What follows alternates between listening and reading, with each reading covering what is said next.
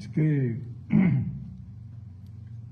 बहुत छोटे मगर मेरे लिए बहुत महत्वपूर्ण कार्यक्रम में उपस्थित एसएसबी के सभी जवान भाइयों और बहनों, आप सभी को नमस्कार। मैं इसलिए कह रहा हूं कि मेरे लिए बहुत महत्वपूर्ण कार्यक्रम है, क्योंकि जब दिल्ली में या देश के किसी भी कोने में निश्चिंत होकर हम देश की सीमाओं की सुरक्षा का विश्वास के साथ दम भरते हैं, वो इसलिए भरते हैं कि इतनी कठिन परिस्थितियों में आप लोग इस सीमाओं की सुरक्षा भी करते हैं और सजग प्रहरी के नाते यहां पर खड़े रहकर देश को सुरक्षित करते हैं। और मेरे लिए सच अर्थ में ये सौभाग्य का विषय है कि 0 पॉइंट पर आकर आज आपके लिए जो सुविधाएं नरेंद्र मोदी सरकार ने बनाई हैं, इसका लोकार्पण कर कर उसका निरीक्षण और आप लोगों के साथ मिलने का अवसर इस बीओपी फतेहपुर में मुझे मिल रहा है। ये मेरे लिए सौभाग्य की बात है मित्रों। साथ अर्थ में बहुत बहुत आनंद है। जहां तक हमारी सीमाओं की सुरक्षा का सवाल है, हमारे सुरक्षा बल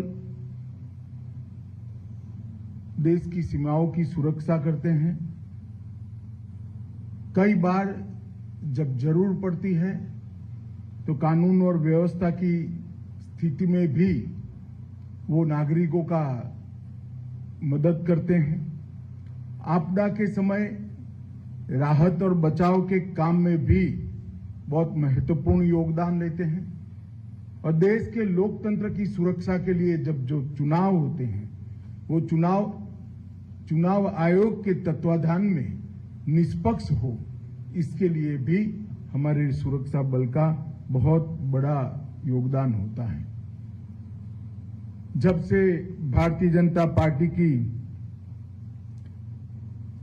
केंद्र में सरकार बनी है, हमने सुरक्षा बलों के जवानों के सीमा पर और उनके निवास दोनों जगह, मतलब आपके और आपके परिवार के सुनिश्चितता के साथ निवास हो पाए, इसके लिए एक समयबद्ध चरणबद्ध कार्यक्रम बनाया है।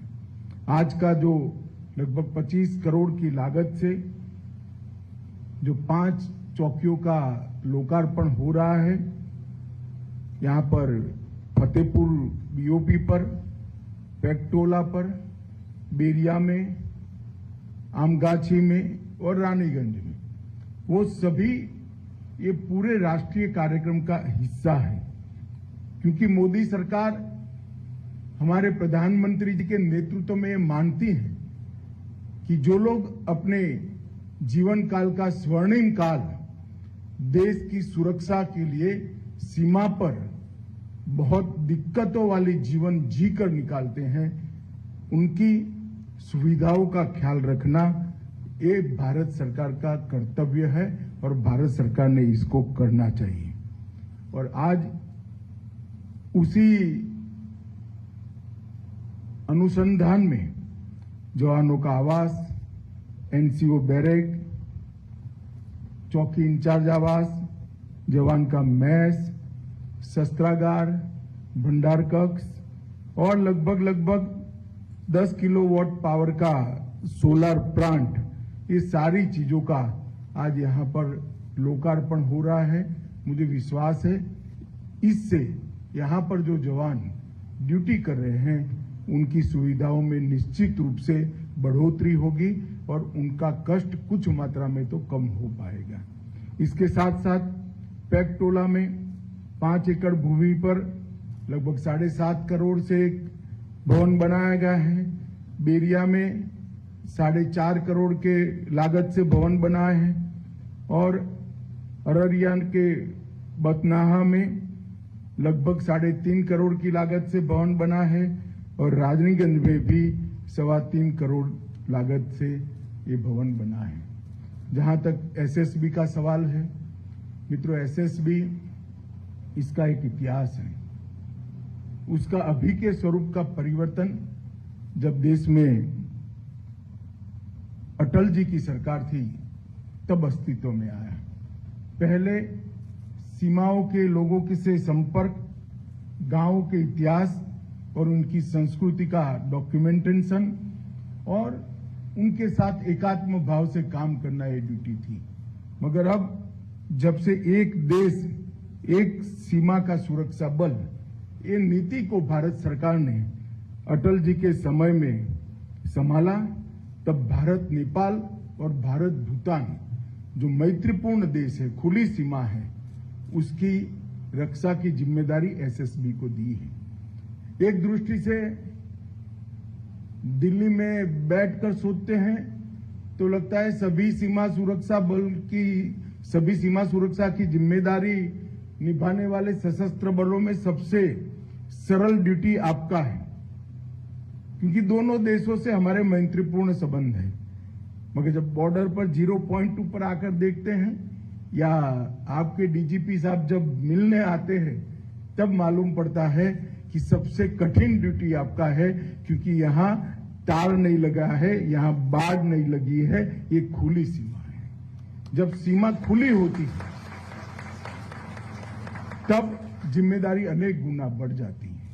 कितने भी मैत्रीपूर्ण संबंध हो, पड़ोस के देशों की सरकारों की कोई बद इरादा न होने के बावजूद यहां पर और वहां पर समाज में कुछ तत्व ऐसे होते हैं जो खुली सीमा का उपयोग अपने अनधिकृत कमाई के लिए करते हैं। चाहे स्मगलिंग हो, चाहे पशु तस्करी हो, चाहे घुसपैठ हो, बांग्लादेश से होकर, नेपाल से होकर यहां पर भी घुसपैठ होती है। ये सारी चीजें बहुत दिक्कत वाली होती हैं। जहां पर बाढ़ लग गई है वहां पर एक सरलता होती है कि बाढ़ कटी या नहीं कटी वो देखना और दूर से बाढ़ को देखते रहना। मगर जहां बाढ़ ही नहीं है वहां कितनी भी घस लगा दो, आपके जाने के बाद कोई आता है तो मैनेज करना बहुत दिक्कत होती है। उस वक्त हमारे गांव में रिश्ते, गांव में हमारी सूचनाओं की व्यवस्था, गांव के लोगों के साथ हमारी सेवा के माध्यम से संपर्क, यही सारी चीजें सीमाओं को सुरक्षित कर सकती है। इसलिए सेवा, सुरक्षा और बंधुत्व, ये जो नारा है वो नारा सोच समझकर खुली सीमा वाला सुरक्षा बल मतलब एसएसबी को दिया गया है, जिससे आपको और ज्यादा सजग रहकर करना चाहिए। मैं जब आज बिहार में आया हूं तब बिहार और झारखंड, अब तो खैर वामपंथी उग्रवाद वहां समाप्ति के आरे पर है, मगर जब चरम सीमा पर था तब एसएसबी के जवानों ने वामपंथी उग्रवाद के खिलाफ लड़ने के लिए भी बहुत बड़ा योगदान दिया है। इसको देश कभी भूल नहीं पाएगा। एसएसबी के जवानों ने देश के पूर्वी क्षेत्र में जो नक्सलवाद फैला था उसके खिलाफ अनेक बलिदान देकर एक कठोर लड़ाई लड़ने का काम किया है। और इसी का सुफल आज ये है कि आज बिहार और झारखंड के क्षेत्र में लगभग नक्सलवाद समाप्त होने के कगार पर आया है। कह भी सकते हैं कि समाप्त हो चुका है। पूरा पहाड़ हो, जंगल हो, दोनों जंगलों में आज हमारी सीआरपीएफ की एक प्रकार से वर्चस्व स्थापित होने का काम समाप्त कर दिया गया है। और इसमें एसएसबी के योगदान को पूरा देश हमेशा ध्यान में रखेगा। मित्रों, जब खुली सीमा होती है, जहां तारबंदी नहीं होती है, वहां पर टेक्नोलॉजी का उपयोग बहुत महत्वपूर्ण हो जाता है। चाहे सीसीटीवी हो, चाहे ड्रोन हो, अनेक प्रकार की टेक्निक को अपनाकर सीमाओं की सुरक्षा को सुनिश्चित करना चाहिए। सुजोय लाल के नेतृत्व में जो अधिकारी हैं, वो सभी को मैं कहना चाहूंगा कि बीएसएफ और बाकी सशस्त्र बलों की गुड प्रैक्टिसेस का एक्सचेंज कर एसएसबी ने भी टेक्नोलॉजी को अपनाना चाहिए। जब सीमाएं खुली होती है तब टेक्नोलॉजी सीमा को सुरक्षित करने का एक बहुत बड़ा माध्यम बन सकती है। तो एसएसबी ने इस दिशा में आगे बढ़ना चाहिए। मैं एसएसबी के जवानों को एक और बात के लिए भी बहुत बहुत बधाई देना चाहता हूं, क्योंकि जब 2019 में गृह मंत्रालय ने वृक्षारोपण का निर्णय किया, तब अपने लक्ष्य को सबसे पहले समाप्त करने वाले सशस्त्र बलों में हमारा एसएसबी सबसे आगे है।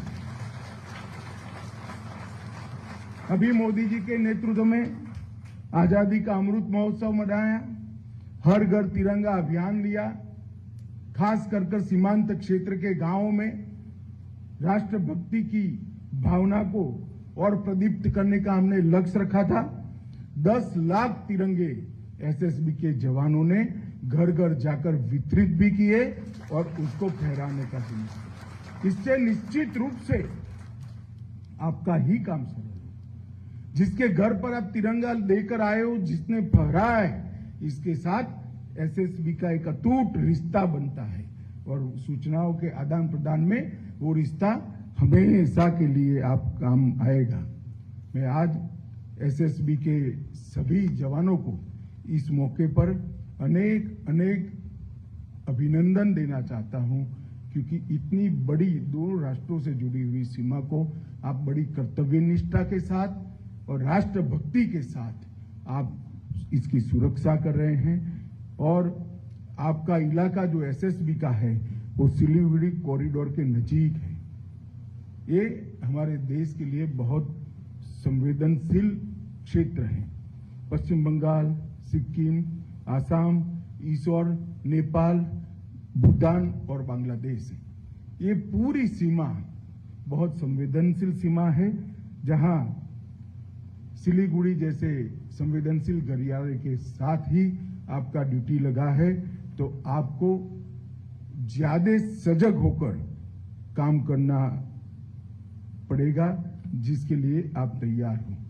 मित्रों, मोदी जी की सरकार बनने के बाद सीमा के इंफ्रास्ट्रक्चर के बढ़ावे में हमने कोई कसर नहीं छोड़ी। 2008 से 14 के वर्ष में लगभग 23,700 करोड़ रुपया, प्रति वर्ष लगभग 4,000 करोड़ रुपया खर्च किए गए। और नरेंद्र मोदी सरकार बनने के बाद 23,700 करोड़ से बढ़ाकर 44,600 करोड़ रुपया तक खर्च बढ़ा है। तो जो खर्च पहले 4,000 करोड़ होता था, वो अब 6,000 करोड़ होता है। लगभग 3.5 गुना बढ़ोतरी रोड की लेंथ में हमने इससे की है। तो ये बताता है कि सीमाओं की सुरक्षा के लिए भारत सरकार की प्रायोरिटी कितनी मजबूत है। मगर भारत सरकार सुविधा दे सकती है, वाइब्रेंट विलेज का कार्यक्रम लेकर आ सकती है, सीमांत क्षेत्र के विकास उत्सव के कार्यक्रम लेकर आ सकती है, मगर ये सभी चीजों के बावजूद भी सुरक्षा तो आपके अथक परिश्रम और बलिदान के अलावे सुनिश्चित नहीं है। मैं जब भी नेपाल और भूटान बॉर्डर की बात करता हूं, मैं हमेशा सुनिश्चित रहता हूं, क्योंकि मेरा एसएसबी का जवान, मेरे एसएसबी की जवान बहन जो मुस्तैदी के साथ इसकी सुरक्षा करते हैं, राष्ट्र को इस बॉर्डर से कभी खतरा हो ही नहीं सकता। इतनी निश्चिंतता के साथ मैं पूरे देश में जहां जाता हूं वहां बताता हूं। आज यहां 0 पॉइंट पर नेपाल बॉर्डर पर मैं पहली बार आया हूं। इसके बाद जनवरी के सप्ताह में मेरा यूपी में कार्यक्रम है, ये भी 0 पॉइंट पर है।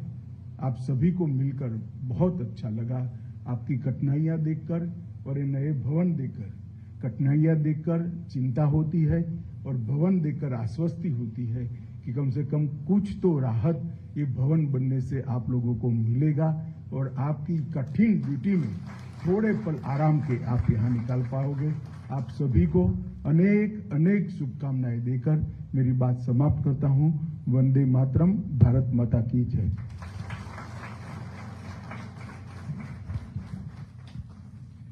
धन्यवाद महोदय।